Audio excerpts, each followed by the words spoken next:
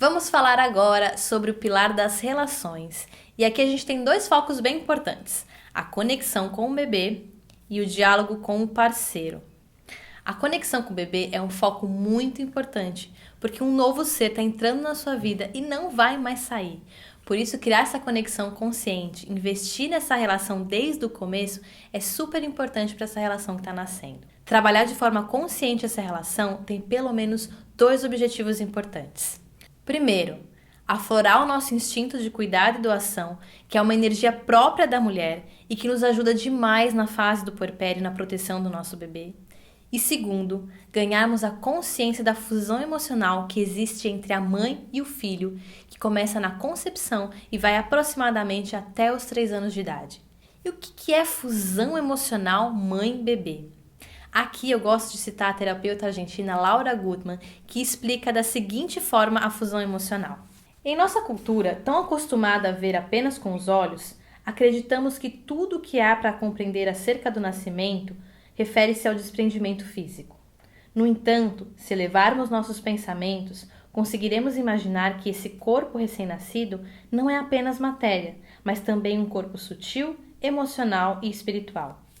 Embora a separação física aconteça efetivamente, persiste uma união que pertence a outra ordem. De fato, o bebê e sua mãe continuam fundidos no mundo emocional. Esse recém-nascido, saído das entranhas físicas e espirituais da mãe, ainda faz parte do entorno emocional no qual está submerso. Pelo fato de ainda não ter começado a desenvolver o intelecto, conserva suas capacidades intuitivas, telepáticas e sutis, que estão absolutamente desconectadas com a alma da mãe. Portanto, esse bebê se constitui de um sistema de representação da alma materna. Dito de outro modo, o bebê vive como se fosse dele tudo aquilo que a mãe sente e recorda, aquilo que a preocupa ou que ela rejeita, porque nesse sentido são dois seres em um. Quando o bebê nasce, o seu cérebro ainda está em formação. Aliás, não sei se você sabe, mas o nosso cérebro só atinge a formação total lá pelos 24 anos. Então, durante os primeiros anos de vida, os bebês processam e dão sentido a todas as experiências vividas através das emoções, as deles e as nossas, pois mesmo após o nascimento, nós nos mantemos conectadas, ou melhor, fundidas emocionalmente com os nossos filhos. E aqui vai uma dica super importante. Acostume-se a falar sobre as suas experiências e o seu estado emocional para o seu bebê, antes e após o nascimento. Pode ser em voz alta, pode ser mentalmente, mas conecte-se com ele, se concentre, jogue a sua atenção, jogue a sua intenção para essa conversa e explique o que está acontecendo, explique o que você está vivendo. Seja honesta, seja transparente, explique como se você estivesse falando para um adulto. E por que isso é importante? Independente de você querer esconder ou falar que está tudo bem, o seu bebê sente o que você sente. E se ele não entende, ou seja, se você não explica para ele, ou se você se contradiz o que você está sentindo, ele fica confuso. Não subestime a capacidade dos bebês e das crianças de entenderem o que nós falamos para elas. Pode ser que ela ainda não consiga dar o retorno de uma forma falada, como a gente está acostumado, mas eles entendem, principalmente através da energia e da nossa intenção. Então, quando você suprime uma emoção ou você finge que ela não existe por culpa ou por vergonha, o seu bebê pode interpretar assim: minha mãe disse que está tudo bem, mas eu estou sentindo medo. Como é que funciona isso? Estou confuso.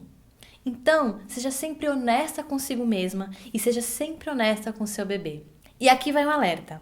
Pode ser que você tenha ficado apreensiva com essa informação ou até mesmo sentindo algum sentimento de culpa ou pensando alguma coisa do tipo: nossa, mas o meu bebê sente então toda a minha ansiedade, o meu medo, a minha vergonha, a minha raiva, eu não quero que ele sinta isso. Fique tranquila, o seu bebê é um ser humano e ele deve sentir todo o espectro de emoções que nós humanos sentimos. As emoções positivas e as emoções negativas. É natural, é normal, é o que vai acontecer. O que você pode fazer é guiá-lo gentilmente nessa caminhada de compreensão das nossas emoções, explicando o que está acontecendo com você, por que você está sentindo isso e que isso não tem nada a ver com ele, que é um sentimento seu. Nossos bebês não são feitos de vidro e quando bem conduzidos nesse processo de aprendizado, eles respondem super bem. Percebe que de uma certa forma você já está começando o processo educacional do seu filho lá na barriga, o processo de educação emocional? Ele vai ter as primeiras aulas de inteligência emocional de relacionamentos da vida dele ainda na barriga. Veja que a fusão emocional é uma dimensão nova em nossas vidas e a gente precisa buscar apoio e conhecimento para a gente aprender a lidar com ela. Aliás, a gestação ela tem essa característica. É um período de muito aprendizado, onde a gente tem que dedicar um tempo para buscar conhecimento, buscar apoio, buscar informação sobre todas essas novidades que a gente está vivendo. Nós voltamos a ser crianças descobrindo um mundo novo. E o que acontece quando nós vamos criando laços afetivos, quando vamos reconhecendo e conhecendo esse novo ser em nosso ventre? Naturalmente, nós vamos criando intimidade com o nosso bebê. Vamos formando uma relação. E é essa relação íntima que se forma que vai ativando gradualmente a nossa energia materna, que será tão importante nos primeiros meses de vida do nosso bebê. O que é importante aqui, o que eu quero ressaltar, é que relacionamentos íntimos e de qualidade, eles são construídos na medida em que nós criamos encontros e trocas significativas e genuínas. Relacionamentos íntimos de qualidade não surgem do nada, eles são nutridos.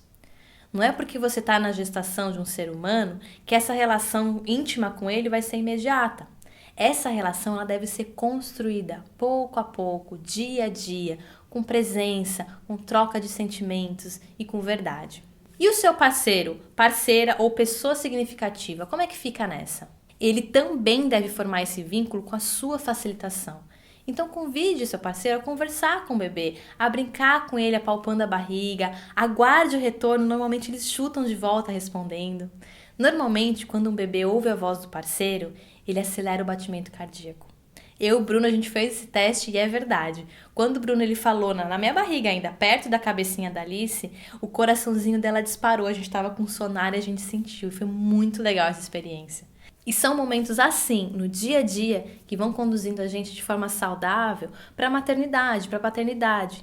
Pouco a pouco, de forma recorrente, a gente vai criando um relacionamento íntimo com esse novo ser que está entrando nas nossas vidas e que precisa ser reconhecido e conhecido por nós para ser integrado no nosso núcleo familiar de forma saudável e consciente.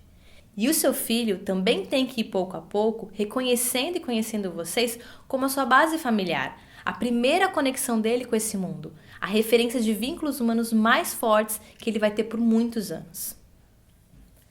E agora, vamos falar um pouco mais sobre o outro foco do pilar das relações, que é o diálogo com o parceiro.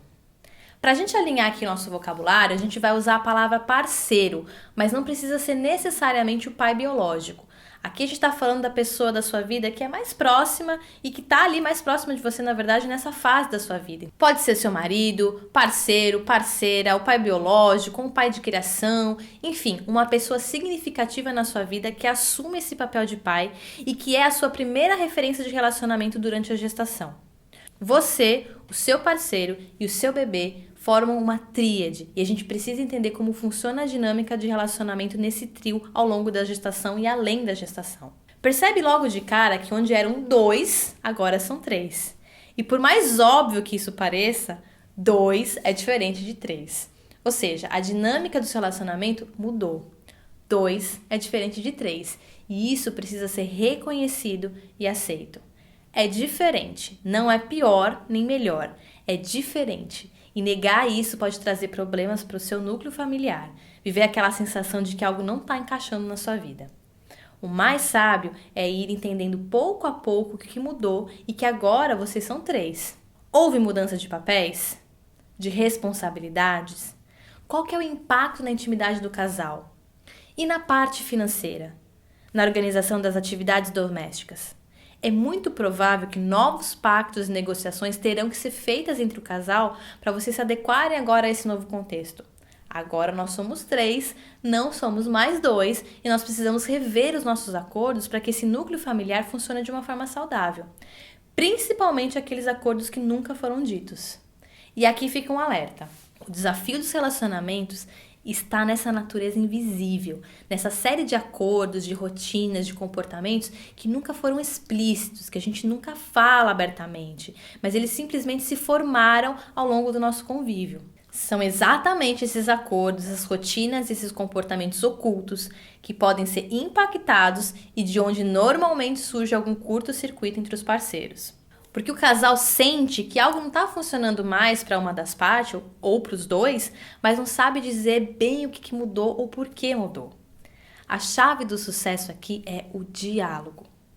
Talvez seja a hora de falar sobre coisas do relacionamento de vocês que vocês nunca falaram, porque parecia óbvio ou natural demais, foi assim que vocês naturalmente acomodaram aquele assunto, mas que agora foi mexido.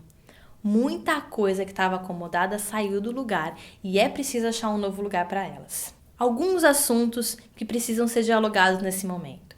Então, papéis e responsabilidades sobre os cuidados com a casa, a vida sexual, o orçamento doméstico e as finanças da família, mudanças na rotina, mudanças no lazer e nas atividades de final de semana, então os tipos de atividade, os horários dessas atividades, mudanças na forma de se relacionar com os amigos e os parentes, mudanças em projetos e sonhos futuros, visão de futuro, visão sobre criação, educação, sobre o que cada um deseja para aquele novo ser. Quanto mais o casal estiver consciente e afinado nos vários temas que formam a sua relação e que podem e provavelmente terão mudanças, mais suave é a transição e a reformulação dessa nova dinâmica familiar. Conversem sobre necessidades, sobre as frustrações, sobre medos, sobre preocupações, ansiedades, expectativas. Tudo isso é normal. E, novamente, abrace essa linda oportunidade que a gestação está trazendo. A oportunidade de dar um salto na qualidade, na profundidade e na maturidade do relacionamento que você tem com seu parceiro.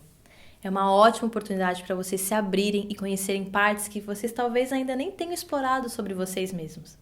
A ideia da maternidade e da paternidade pode mexer muito com a gente e é importante falar sobre isso, falar com respeito, com empatia e com confiança. Então, a dica de ouro é: fique presente e consciente sobre as mudanças na dinâmica familiar.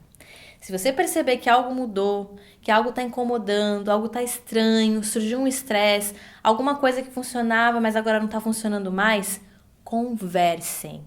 Não assuma que a outra pessoa sabe o que você está sentindo ou o que você está pensando e vice-versa. Somente conversando a gente consegue esclarecer, a gente consegue pedir, negociar, pactuar, seja lá o que for.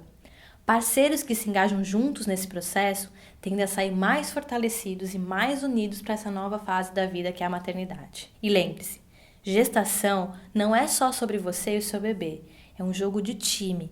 O time tem que estar bem para funcionar bem, cada um com seus papéis e com responsabilidades bem definidos.